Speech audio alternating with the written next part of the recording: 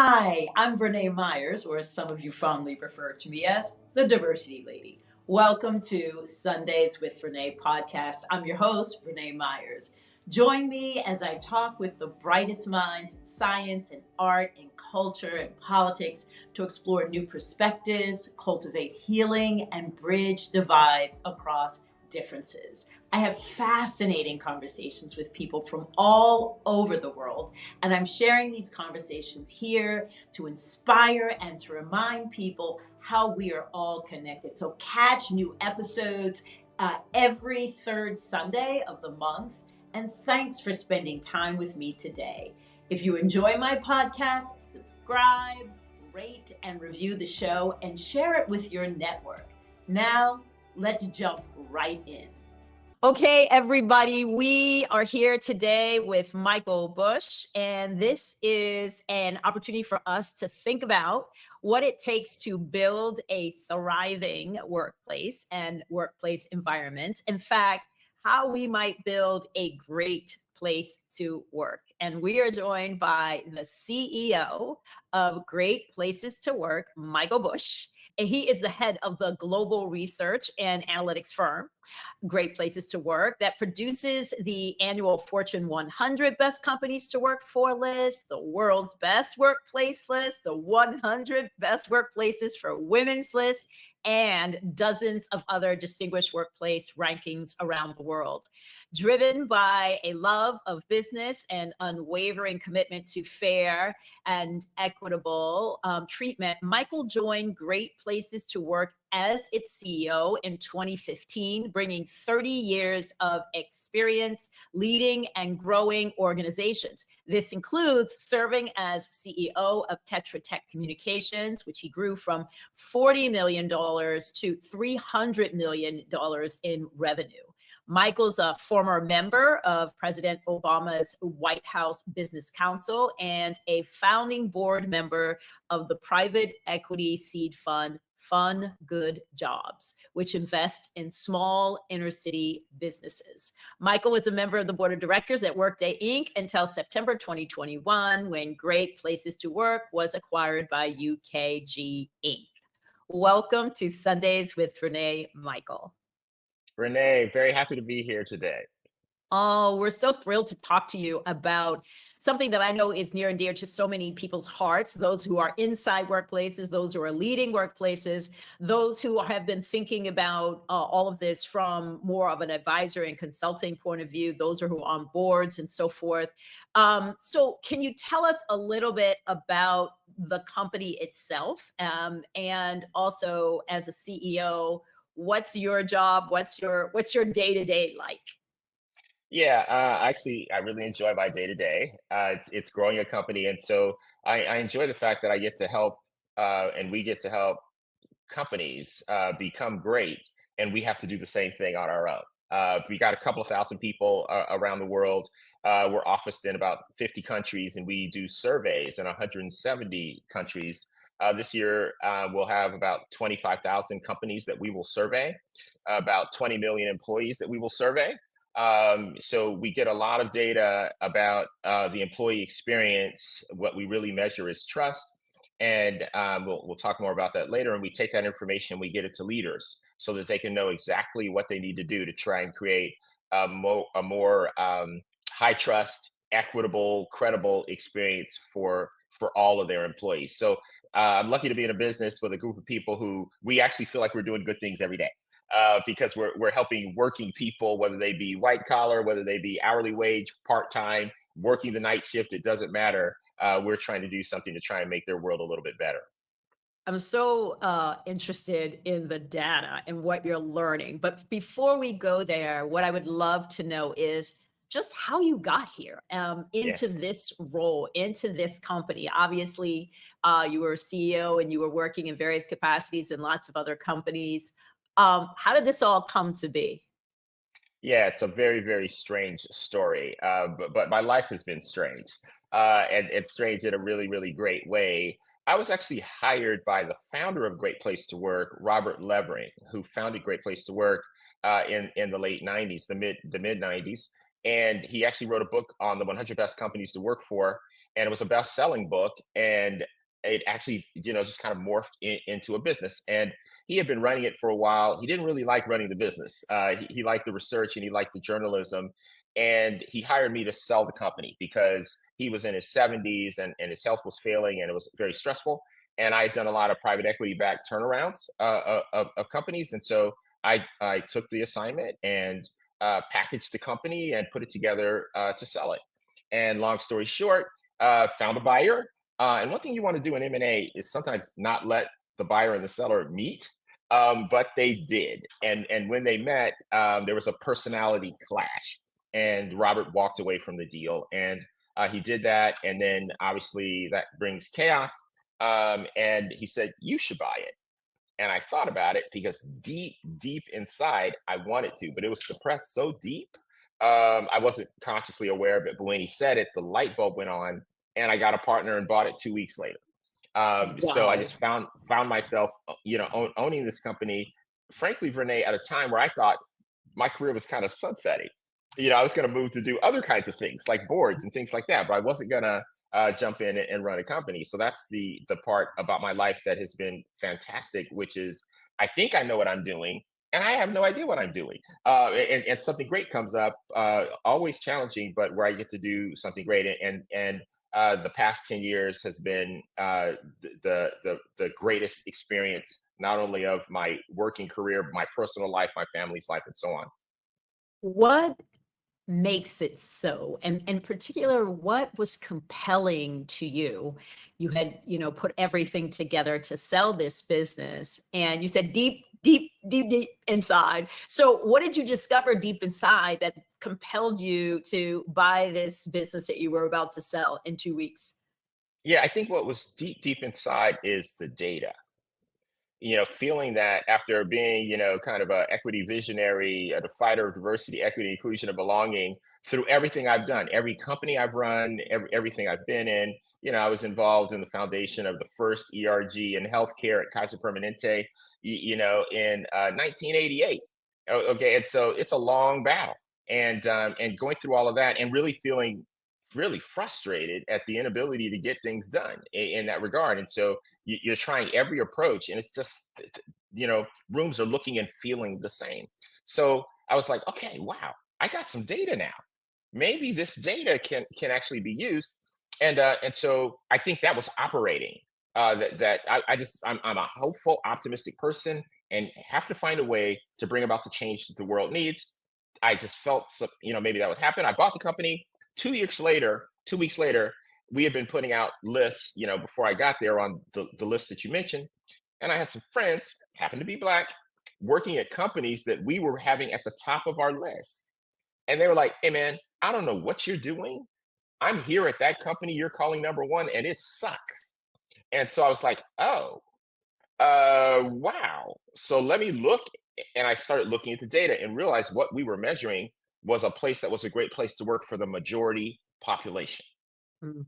in the survey. So just based on fair weighting, if you had a majority population, they were having a great experience on the Likert scale, you're basically leaning to the three, fours, and fives. You're not looking at the ones and the twos. And I looked to the ones and the twos. That's where I saw underrepresented people. Then I was like, oh, okay. Well, I've already bought it. So we're going to So have to change the now methodology. there you go. And so we did, and we got into it. We got into it. The people who were there, always had this weird feeling. We got into it, and we changed it to Great Place to Work for All.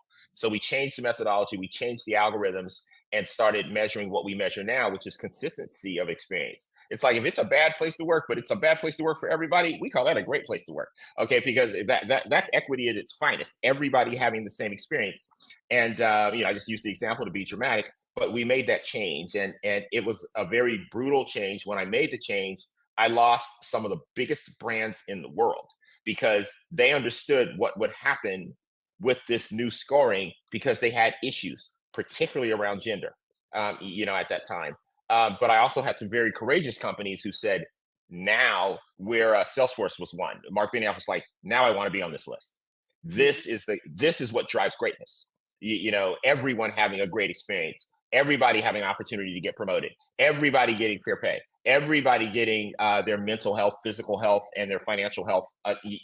Not executives and hourly workers having different experiences. Everybody having the same was going to power greatness. And so um, did that. Also, I didn't mention the company was technically bankrupt when I bought it. So that was quite a challenge. Not easy for everybody to raise money, not easy for me. And so I had to do a lot of that organically. Those were all tough days. But as I mentioned now, you never know. Like they say, one door closes, another one opens, but the hallway is really dark and tough. That actually happened and had led to a fantastic experience for me and for the 33 people who were there when I first bought the company. Michael, I am sure that some of our listeners are so grateful to hear what you just said because you took in hand that incongruent sort of messaging that was happening, the folks who were actually experiencing something quite different than what was on the website, to know that you were brave enough to say, no, we're going to do this differently because we need to have the data that tells us how everyone is doing. And I do love this concept of great place to work for all. And that certainly is coming under attack, right? Where some people are talking about reverse discrimination. They're saying they don't have opportunities because other people are taking opportunities from them. And I wondered whether you all are encountering some of that attitude, and or how are you hoping to address the concerns that sometimes people have when they're not used to, I would say, sharing, or they're not used to Yeah. thinking about opportunity in an equal manner. Yeah, and Renee, you've hit the nail on the head. And so we've got a world now where there are certain words you can say and lose your job that you could say 5 years ago and not lose your job. You say Example, them please. now. Yes. Let's say you overuse the diversity word right now. You can find your career derail. Let's say Hmm. you, in the minds of some, overuse the equity word right now, which Sherm just removed from their description. And I know Johnny and what he's trying to do, and uh, but he's probably had the toughest couple of weeks of his career. Since doing that. There are things you can say about Palestine and Israel and lose your job and not be eligible for jobs. So this kind of thing is new. You've always been able to say things, but the consequences are very high. That is making people now say, we used to be interested in it, we're not interested in it. Now, the clickbait is saying this is a huge thing. It's not a huge thing, but it is It's a not. thing. It is a thing, so and you know that because now we've only heard of like three companies, okay, but they keep repeating the same three. Our customers are moving forward. They are moving forward. Nothing is happening other than they are writing differently. They are speaking differently. They are not, companies are now quiet on things happening, injustice in the world. They've decided from now, certainly to November 5th in the US, we're going to be quiet. Okay, we're going to be quiet. We're still going to do things. But I can tell you from the work we're doing with them, they're still marching right along. They are still looking at the data. They are still evaluating equity of representation, equity of opportunity, promotional paths, pay. Pay has stalled a bit because people have realized you have to always be doing that. Mm. You have to always be doing it. So it's really hard because once you hire a man, you're now out of whack because that man has an inflated salary compared to women. So It's so hard. it's so hard. You have to always be doing it. People are making great strides in terms of wellness. A lot of good movement there. So I would say you would think, okay, well, golly, with these changes in the world, our business would not be growing. Our business is growing. So that's kind of the message on in terms of the market still receptive to these ideas. The thing we always try and do, as you've always done through your career, also being a warrior just like me in this regard, because we understand this is the way to really make your business explode. This is the way to make the pie bigger. And if you're a capitalist and want to make more money, this is a great way to do it. So we still beat that drum. continue to beat that drum. Got more researchers coming at us on that basis, which I think is a really good thing. But I must admit, when things come out in the press, when things get said, I'm very careful with my pen now. I'm very thoughtful with my pen. I will write a piece and really think about it, as I just done recently on this thing. I wrote a piece called DEIB, RIP, but something has to be alive before it dies. And I would Yes. question that it's not okay. So there it is. But that's my way of trying to help people look at reality, and hopefully they'll read it. I always write in our work, yours, our common work. We're not trying to convert anybody because we've been in the real world too long. And so that's why. But we did. I spent a lot of time trying to convert people, but then we learned, okay, but there's enough business and people who are committed to they believe everyone does better when everyone does better. There are people who just believe that, And that and there I are people. think is, yeah, that strategy of putting your time, your energy, and your resources behind those people rather Yeah, than trying to convince people who have a very, a real scarcity mindset and is really fearful, is the better way to go. Since time and resources are limited, might as well get behind the people who can see the connection. And it is yeah, kind of amazing that some people can see it and other people cannot. When I yeah, say connection, that there is a healthy workplace that will create healthy profits and great reputation and actually being relevant and future proofing your business, etc. All of this is part of really making sure you're paying attention to the least of these, right? And I yeah, think that one of the things that I was just talking to someone the other day about the curb cut effect. And I think that's what you are doing, where you're saying, okay, when we actually pay attention to making a workplace that works for everyone, especially for those for whom it hasn't worked and the ones who were left out of the architecture, so to speak, and the systems and policies and practices earlier, but we're now trying to make sure that they are thriving. And if we do that, everyone thrives because the things we are suggesting are good for everyone. But that connection isn't clear to some people. It kind of yeah. amazes me. Like, really smart people can't necessarily see it all the time. But what I'd love to know is, how does the rankings work, and how do you make sure you're hearing from those who are still in many countries, in many levels, in different positions, quite underrepresented? So how do you make sure you hear the voices of the people who may not be having as good a time in their workplace? Yeah. So we're very fortunate in that our brand, people trust it. So, for example, we have embedded questions in the survey that if you are being coerced in any way to answer the survey, call this number. And people do, or send a note. So, and we get in the survey, employees will say, is this really a great place to work?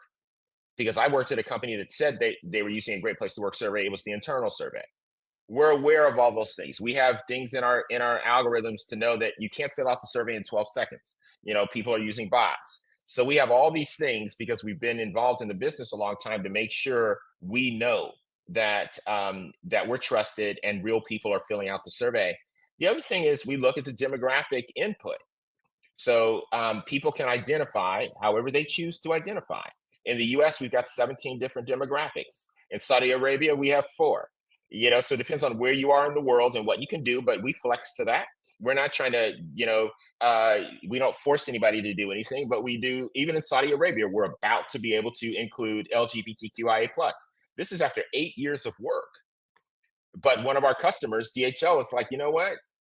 This is the real world. We have to do something here. And so we've been able to follow companies and make the change happen.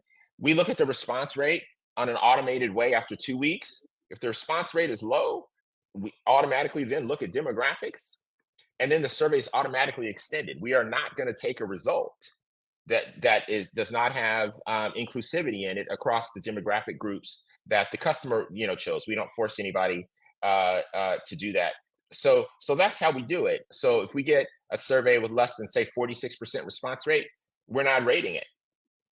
If we get a survey that we know the demographics of the firm because we have that data, it's very easy to get, and companies have to give it to us if they're private, and we see that certain groups aren't represented in the data sample that we collect, we are not they are not rated. If you have less than 5,000 employees in your company, you have to survey every employee.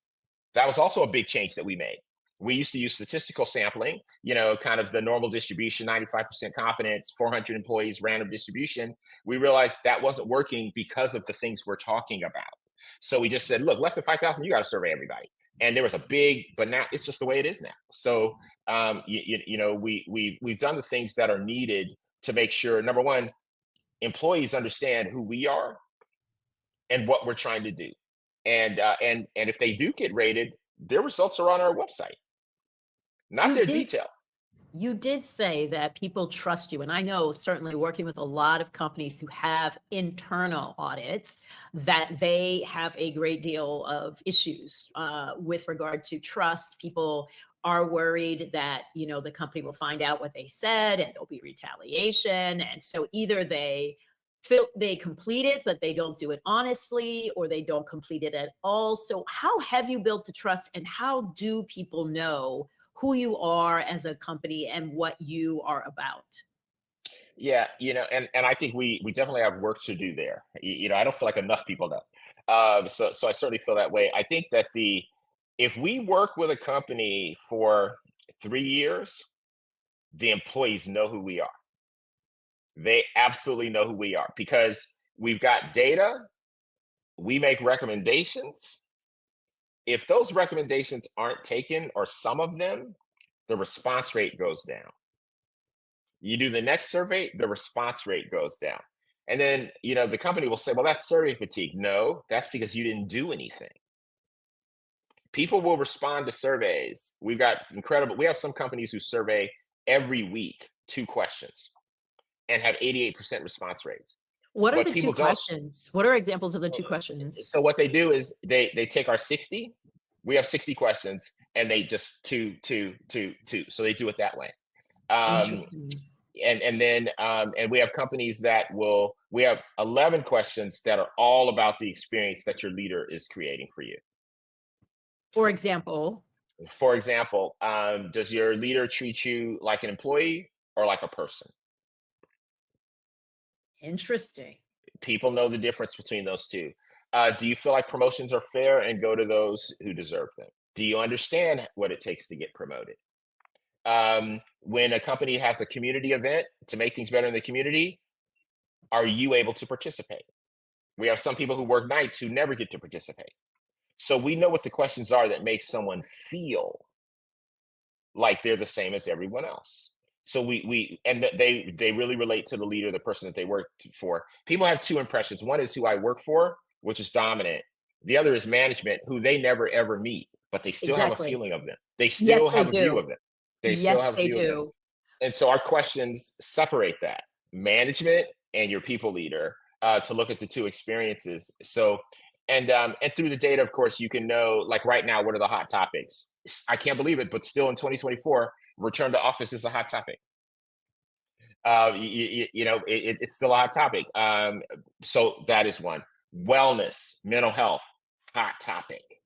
um, Fear, psychological safety, hot topic. That one had calmed down, but in this crazy world, it is peaked. People are afraid of what they can and can't say, at work. Is it a risk to be a part of an employee resource group or a business resource group? It can that be used against me? Because I know people who were in those and they're no longer here. Those kinds of things. So in this politicized world, people are feeling less, even though they trust. Business leaders are also, Edelman published, companies are trusted more than government. And business leaders thought that made them feel good. That's a bad mountain to be on the top of. Okay, okay. Beating government in terms of trust Not you that shouldn't be. hard. It's really not that hard right now. But it says something about the environment that people live in.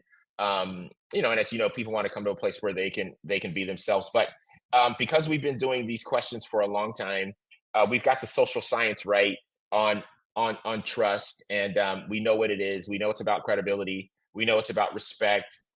We know these things are different for everyone. We know it's about being a part of a team and feeling like you're really needed and you're necessary. And the place cannot succeed if you're not doing great and having a great experience. So we do know these elements. We have five of them. Being proud. That doesn't mean you're wearing the company swag. It means that you have a feeling that you matter. And especially for underrepresented people, you will see people saying, "I'm actually treated better at my company than when I go home to my neighborhood." Because that is Interesting. true, especially as you go around the world. This it's a fascinating metric to use, and so if people are being treated better at work than they are in their neighborhood, for example, especially on gender, as you move around the world, you will find women being treated better at work than they are in society. For example, you will find people of color being treated better at work than they are, when they go back to their community, and they really appreciate a company that makes that true.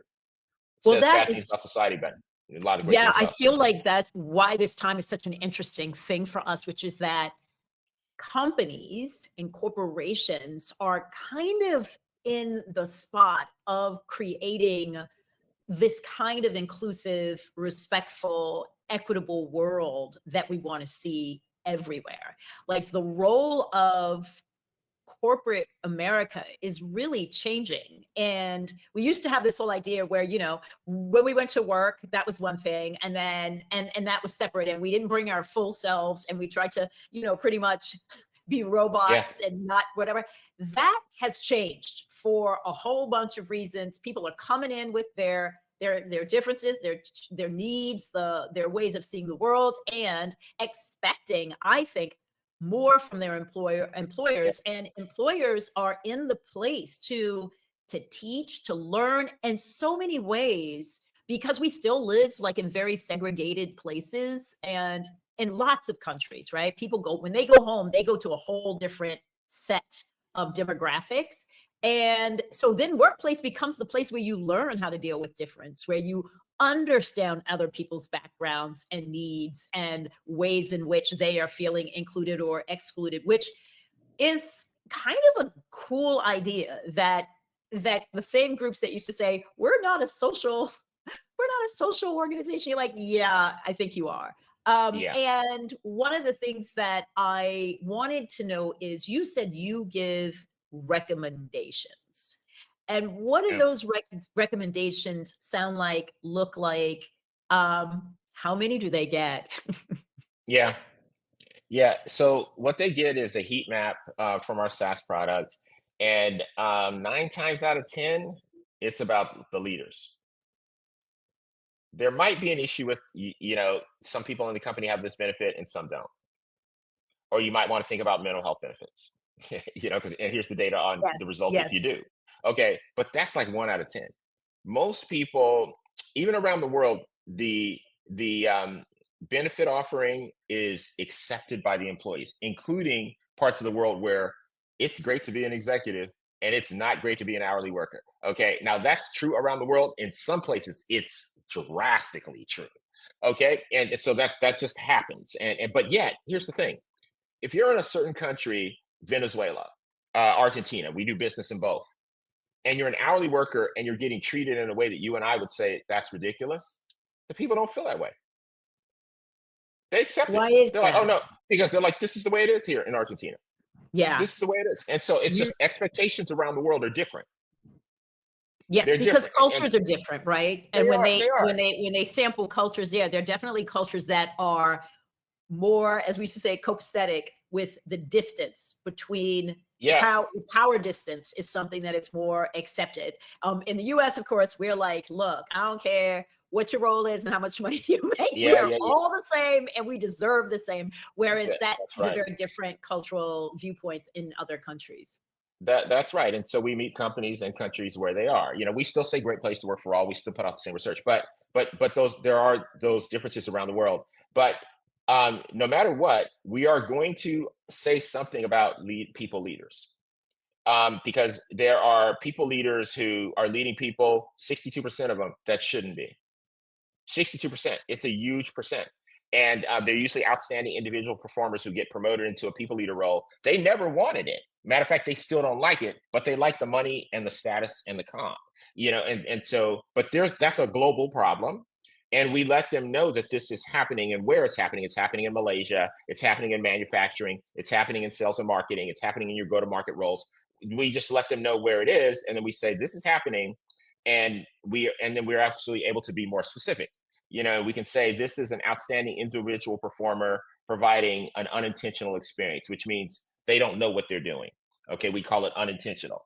And so we can let them know what's happening and what that leader needs to work on. This is a leader who clearly doesn't listen to their people. This is a leader who speaks to people in a disrespectful way. This is a leader who doesn't let a person know how critical they are to the organization to be successful. This is a leader who doesn't know how to give candid, compassionate feedback. This is a leader who is not welcoming. This is a leader who doesn't seem to care about the person. This is a leader who is their employee experience to say people get treated one way and certain people get treated another way. And this is a leader who normally people like the leader, love working for the leader, but 80% of the people don't. So we can do all of that framing around this thing called an unintentional leader. We have other leaders we call a hit and miss leader, and we know what that is. Other leaders that we call good leaders, and we know what that is. And other leaders that we call inclusive leaders, which is 80% of the people working for that leader are having a good experience. That's a remarkable leader. And then we have something called a for all leader, which is where 90% of the people, it's a real purpose driven leader who just really thinks everybody there is necessary and needed. And everybody has that feeling, whether they've been there 6 weeks or 6 months or 16 years. They all describe the leader the same way. So we have all the analytics to help sort that out and then to give companies a playbook, which we don't get in the business of, doing the consulting to do it. We're an analytics company. We pointed out companies use their own resources, but we do have a lot of input, obviously, since we work with so many companies on here's some things to try. If you've got 77,000 employees, there's a list of things you can do. You got 200, it's a very different list. You got Yes. big balance sheets there. You got L&D arms, you got consultants, you got coaches, but if you're over here, those aren't things that you have available to you. And so it's a different prescription based on the size of the company. But we have over 3,000 benchmarks. We're able to compare you to things that are relevant for you. We're not going to tell somebody with 500 employees, oh, well, here's what Salesforce does. Here's what, Cisco does. That's completely irrelevant for them. They need to Which know somebody like them, what are the things they could do.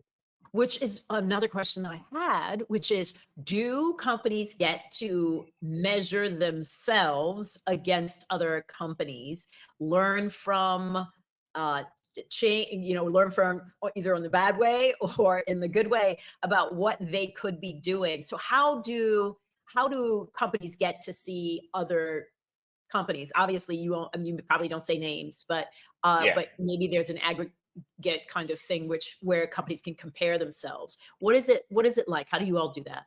It is. We have over 3,000 benchmarks. And so we won't compare you to a specific company, but we can compare you to a group of companies. And if you tell us what you want to be compared to, if we don't have a benchmark, we can assemble it. For example, healthcare, they benchmark themselves now against hospitality because they have a hospitality element, inpatient or outpatient. There's a hospitality element to their work, and that started about really 2018, and it's just blossomed. They now aren't that interested in other healthcare. They're interested in hospitality, sometimes insurance, depending on their insurance arm. So we build a benchmark of companies like sized, and then all their scores are compared to that dial. Everybody wants to be compared to the 100 best companies to work for. We have that benchmark. Everybody wants to be compared to the world's best. We have that benchmark. So usually they get their data with multiple dials showing them where they are. And if they pick a gap they want to close, here's some recommendations, some things that you could do to close that gap. That's really it's extraordinary because it's so important to not just compare yourself against others if everybody's doing a bad job. I Yeah. People used to say, "Well, we're not." We're so my clients were like, we're not as bad as so and so." I'm like, "But let's just talk about who we're measuring Yes. ourselves against." Please let's And do that. right, Yeah. like I'm not sure we can be celebrating at this point. But Yes. I Yeah. also love that you can pick different industries, that you can think about obviously geography, you can think about lots of different ways to compare. Here's the big question that I have constantly faced as a consultant, right? Because you're on the outside, Yeah. you're giving information on the inside to the inside, and then you're making recommendations. And in some cases, you're part of actually implementing them. But ultimately, the implementation comes from the people who are in positions of power. How do you create accountability? Or do you see that as something that the work you're doing can help with? As you know, Verne, it's up to the leader. It's up to the leaders. It starts in the C-suite of any company, large or small. And if that CEO says what we often hear, oh, that's our chief of people or our CHRO's job, nothing's going to happen because that CHRO, that chief of diversity, that chief of people, they don't have go to market. Yes, They don't have production, they don't have manufacturing, they don't have those things, and so it's just really not going to go that great. And so you just try and spend time trying to find the right moment to see if you can move that CEO or not. If that CEO, there are CEOs who get it, as we talked about earlier, and there are CEOs who are curious, and then there's CEOs who they want to delegate it. Well, you're not going to make any progress delegating the employee experience. Delegating equity, delegating inclusion, delegating belonging. It comes across as being words and not actions, which there's more of that in the world than otherwise. And so that's the problem, and that's the difference between companies. If you're on one of our lists, for example, you're very different than a company who maybe got certified as a great place to work. Because to be on one of our lists, 8.5 out of 10 people are having a really great experience. I see. To be certified as a great place to work, which we have 20,000 companies around the world certified as a great place to work, you're at like 6.7 out of 10. I see.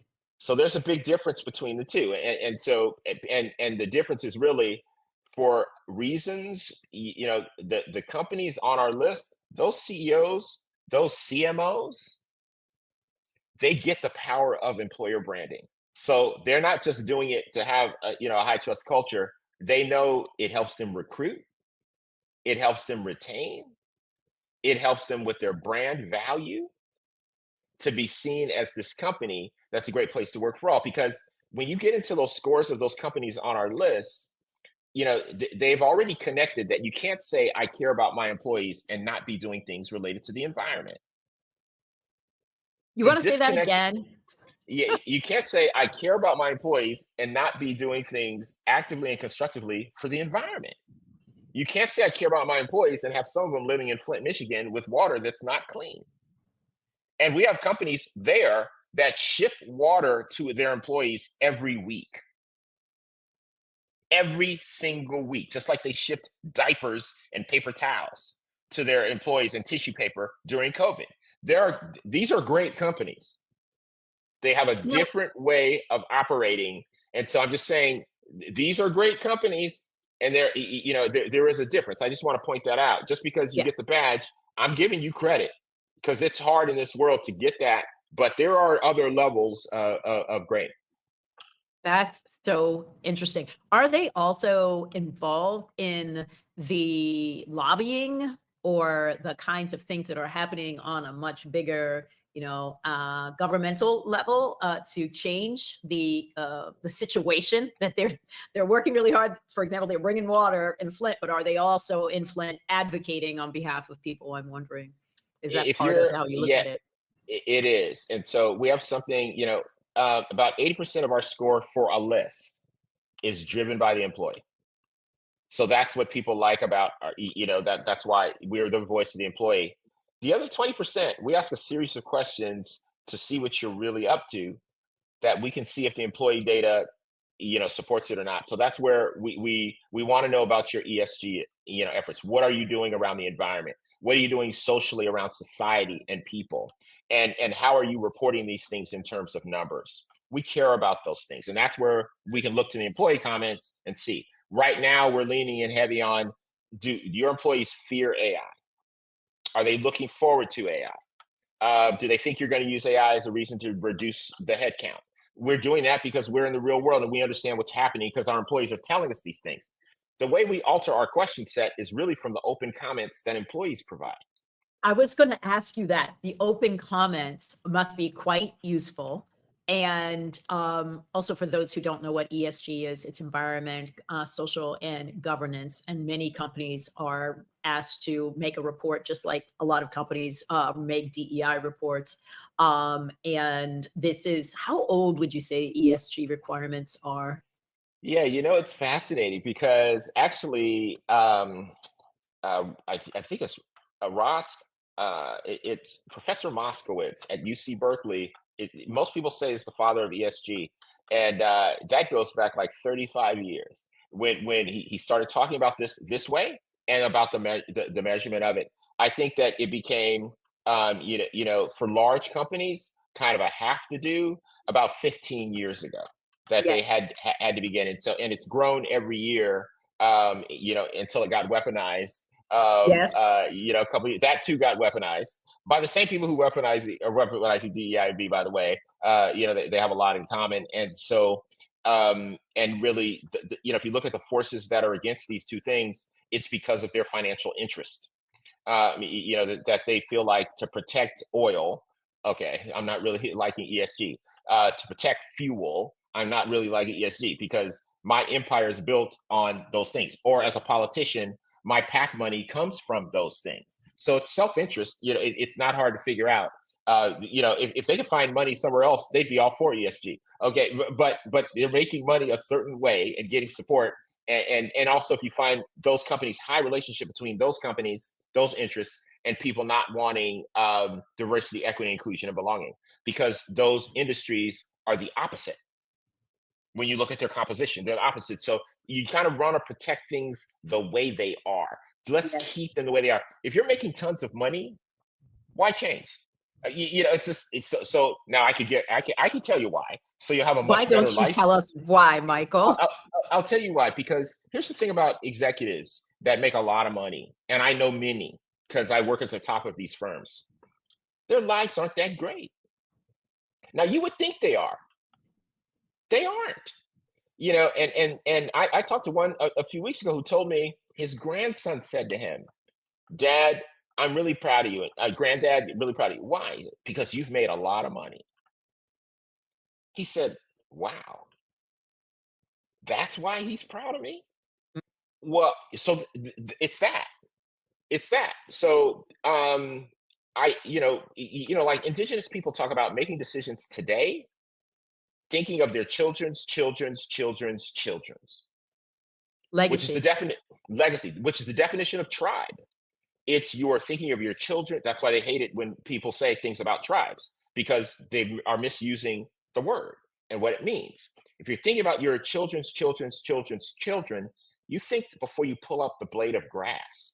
You think about what you put in that water. You are conscious of and aware of the world as it is and what is going to be needed. It's a very different mindset. And so these are the things that become meaningful, not to all people, but to some people, certainly as they age and they move up in their career. And so, I think this executive I was talking to, who's gotten very motivated, by the way, based on his grandkid, which I really appreciate his grandkid, just like executives who have daughters and all of a sudden are like, wow, I thought the playing field would be leveled for her. And it's not because she's a woman. Well, Mike, when will it get level? It's not going to. So let's just try and make it better. How about that? Why don't we work on making it better? And by the way, you got two women on your executive team out of 12. It makes no sense. It doesn't make sense. Oh, but Michael, no, it doesn't make sense. If you want to have a long discussion, we can have it. I can talk to you about pipeline. I can talk to you about anything you want to talk about. The top four out of the top six investors rated by Barron's, all women. Report just came out. So I got all the data to show you what you're missing, in terms of defending your point of view. But in fact, you can be doing a lot better because you think you have the best talent having, 10 men and two women. I can assure you, you don't. Now, I bet you have really good people. There's no way you have the best talent. It's not statistically, mathematically possible. Now, I want you to believe you do, but you don't. Okay. And there's tons of data which you have and we have too to help people see this if they want to see it. And this is the challenge and this is the work. And I love this part of the work where you've got a powerful person who's curious, a powerful person, something's happened in their life and they want to think about this. They're capitalists, which I love capitalism, though I know I'm aware of its shadow. But why not want your grandkid to say, I'm really proud of what you did around air. I'm really proud of what you did around water. I'm really proud of what you did in those cities around safety for your employees. I'm really proud of what you did to make the schools better where your employees who make you all that money live. I am really proud of those things. Those are the things that I know I want my grandchild to say about me. He calls me Big Daddy. I want him to say, Big Daddy, I'm really proud of these things. I don't want him to say, I'm proud that you made a lot of money. I really don't. My life has been, I'm not going to call it a total failure if that's what, but pretty close. I mean, it's like not that great because I want to believe I can do a lot more than that. I want to believe that, and so, and I believe there are other executives who are just like me and realize they can actually do so much more with the help of great people, which is why you need diversity, equity, inclusion, and belonging.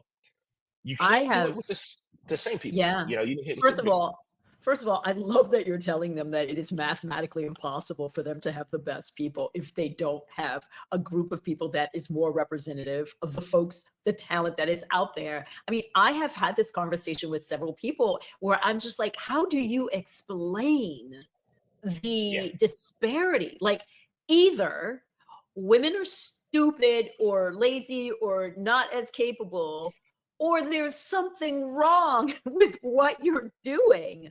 Those are the only two possibilities, right? yeah, And the same thing with people of color. You're like, at this point, I think it's pretty clear that talent comes in all shapes and sizes and colors and backgrounds, etc. So why are there so few of them here to help your institution and what you're trying to do? And they usually are just a little perplexed by what I'm saying, because they've gotten used to a norm.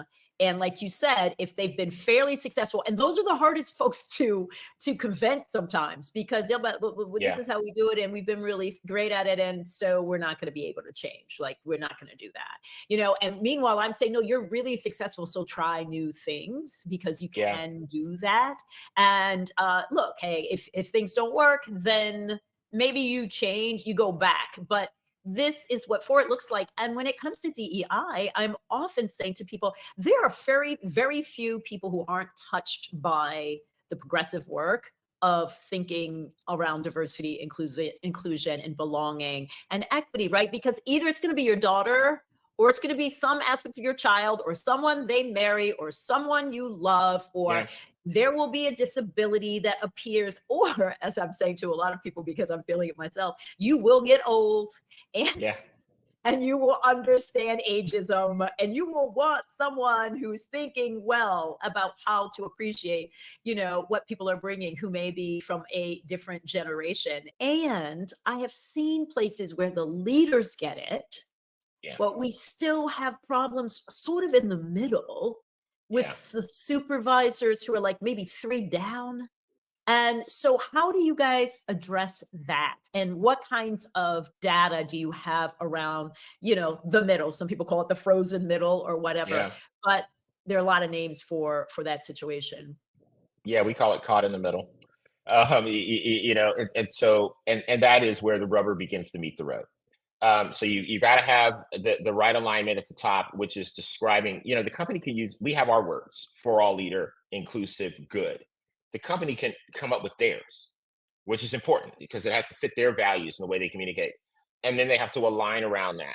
And the CEO needs to make clear, I'm expecting this from all of you, and then now you have a chance. Now you have to work it through, which is going to take a series of years to move that all the way down to frontline supervisors, what it means to be a great leader at this company. And it has to become theirs and they have to own it and be involved in the long run. And that leader, in order to do that hard work, they have to be convinced, I believe, that they can make more money. I believe they have to be convinced. And so you can take any company and look at a stock chart and you'll see volatility, and hopefully it's trending up, but that will happen. And I've sat with CEOs and said, look at that. Do you think that's the best you could do? Do you really, Michael? We've been very successful. We're number one in our category. Oh, and I get it. I hit a button. Okay, I understand that. Okay, I know you're a billionaire. I get all of that. But do you think that's the best you can do? Do you think it's not possible as you look at this world that there aren't people who have proven in their life how to get a lot done with a little? That there are people who have had a foot on their neck and still find a way to win? That there are people who are not the most valuable player on their team, they're the most improved player. There are people who are the most inspirational, who can get a group to believe in things that just don't seem to be believable. That you can have some of those things, which, by the way, underrepresented people have those things. Angela Duckworth calls them grit, something you can score and measure.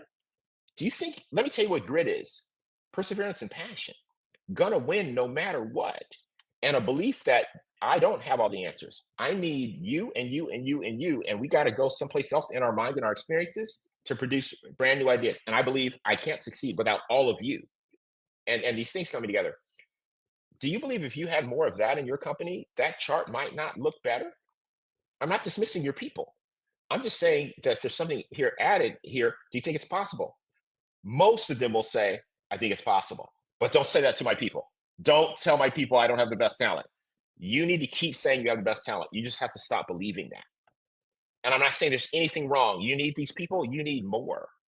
You need more. And so you can start to build that and working that through. Especially young leaders, they get this. They get it. I mean, a little trouble in Silicon Valley. Okay, when you know everything, it's kind of hard to learn. Okay, but outside of knowing it all, since you've been blessed, with your own two tablets on the mountaintop, and you know everything. So outside of arrogance, people actually get this, and a scaler gets it. An innovator may not, but a scaler gets it because the scaler knows you can't do it without teams of phenomenal people bringing about these things that aren't present. So I always believe all these great companies with $56 billion in revenue and all these things, they should be 90, 100, especially with the AI age that we're entering. We should not be reporting market value in trillions. We're going to be reporting it in 500 years in octillions, 37 zeros. No doubt about it. That's what's about to happen. So, and then when you're doing that, you start to think about, why not make all the money? Why not? Why the next 6 quarters? Why not the next 1,000? Well, if you think about the next 1,000, you got to think about the Earth. You can run to Mars if you want to. Okay, but I think you probably want to think about the Earth. And so it starts to build this different way of thinking where your mind expands and you realize, yeah, everybody does better when everybody does better. Wow, I can make even more money if everybody does better. Yes, yes. Don't believe what you've been fooled to believe, which is the world begins and ends every 90 days. It doesn't. That's a stupid idea. There's no calendar other than the financial Wall Street calendar that begins and ends every 90 days because it's not real. It was fabricated. Now, it was used to manipulate CEOs, and it's been very successful in doing that. But it's fabricated. And the thing about that fabrication, it locks people out. It keeps people doing the same thing. And it keeps you having really good talent, but not the best. I love that you have that business speak because you can connect the dots to things that people definitely care about. They definitely care about making money. And also recognizing that that has implications for how you treat people and what their experiences are within your orbit and sphere of influence. So my last question for you is, and I could talk to you much more longer on this, but my last question is, say you're starting a new company, or say you could like go back to the beginning, just wipe out everything and start all over again. What would you advise leaders to do in order to create this kind of innovative, inclusive, equitable, prosperous, thoughtful about the world type company? What would you do? What would they need to be thinking about? Because some of us are in positions where we can offer these things as advice, and also we can encourage people to look in a direction that they may not be looking at, especially when they're beginning. Yeah, I think that I would look for three things in terms of getting people. When you're going to hire that first person, the 10th person, the 200th person, I would be looking for technical competence and capability. So that I need somebody who um is really good at sales, the sales motion. I need somebody who's really good at building, in machine learning frameworks, whatever those things are. Technically, this person is competent and capable. I would look to someone who's look for functional competence, functional skills. These are two things that companies do fairly well. Kind of doing what they don't do well is making a job description reflect reality. But setting that aside, but looking for these two things: functional skills and technical skills. The thing people don't do is look for what I call the power skills, which is grit, perseverance, and passion, overcoming adversity, being adaptable, being able to every day start the new day a different way, even though yesterday was really really bad. Great listeners, great team players, making other people better, and those kinds of things. I call those things the power skills. I would be looking for that. You need them all, because if you just have technical and functional, you're going to miss some innovation opportunities, because there's going to be like a monolithic mindset that can be adjusted if you have these other things. And having the spirit of we can do anything, because in my life I've proven it, and my family's proven it. That helps a team too. So it's putting those things together. And what you're going to do, if you put those things together, you're going to have people who are typically underrepresented because they've got all aspects: technically proficient, functionally proficient, and also they have these power skills. And you want to put them all together. And you don't want to hire the closest person to you. And you want to be looking and always feeling like somebody's missing, because something is missing. So you're just hunting for that, realizing something is missing. And if you believe in the things that I'm saying, um, then there are like different certain differences. You don't see them like other people do. They don't come into focus because you're looking for more than what you see. You're looking for different approaches, different ways of doing things. You're looking for that person who has a pencil, still uses a pencil, and it's 1 inch because they have sharpened that thing and they are not throwing it away until there's lead and an eraser and it falls apart. You like that. You like that. You see that. You like that. In the mix of the product design, a person who thinks that way is going to put a product out there that doesn't need a ton of customer support, because they're that person. So it's really doing that. I believe I've done that at Great Place to Work. A lot of you can look at my website, you can look at my team, and yes, it's visual diversity. I understand the limitations of it, but you can still see it. Okay, and then and you look at our business and the financial growth, and it's been called one of the fastest growing SaaS companies in the world. And I don't have a DEIB department. I don't have that. I run a business that needs to be great, and I got a bunch of people. I'll tell you what I do have. You can look at the website. They got a lot to prove, which I believe is the secret weapon. Not people who have arrived, not people who are entitled because they were born a certain way. They have a lot to prove to themselves and to their family. That power, I've experienced it. I'm here talking to you only because of it. My company got bought a couple of years ago only because of it. They didn't buy me because, oh, let's spend some DEI, let's buy a black person's business. People think that happens. It doesn't happen ever. Not once. You may, oh, yes, it does. It happens all the time. I've been black a long time, in business a long time. It never happens. The only time you sell a business is because you have something of value that's going to add 10x value to the thing. The mathematicians, who are all pretty much from the same group, have a one way of looking at things. It's the numbers, and you better be delivering them. And so, in order to do that, I would just encourage people to think about these other aspects, because it makes the pie really really big. And then once you do that, my recruitment motion, I spend no money on it. My people go get people. Yeah, They once go you've got the right people, they can get more They go people. get people. They go get, and everybody's, we ask me, why'd you come here? I looked at your website and I Yeah. said, I want to be a part of that because it doesn't look like anyone else's. Yeah, and we're freaking crushing it. We got the EBITDA, we got the free cash flow, we got the market share growth, we got the 4.8 CSAT, all the financial metrics intact based on what you see, because these people aren't going to let that not happen. These people are so proud, they are not going to do anything less than exceptional work because they understand we're carrying a flag.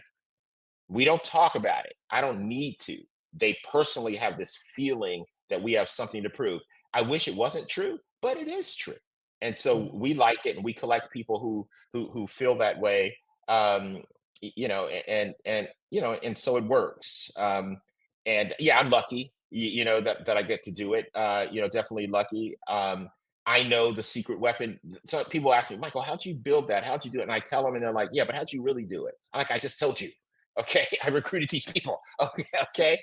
But it's not satisfying enough. They want to hear about some other thing. But every other thing is because of these people. These people design software that needs no support. That's what I have. Because I got people who came up hard.